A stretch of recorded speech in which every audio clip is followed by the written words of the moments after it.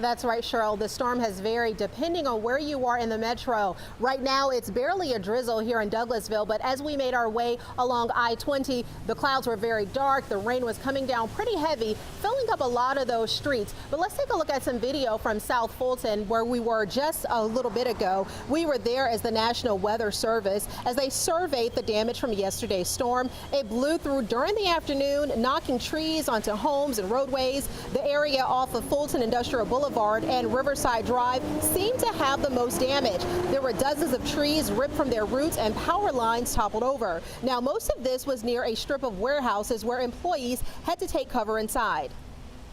You know, people were in the warehouses when it came through, which is a miracle in itself that they weren't hurt.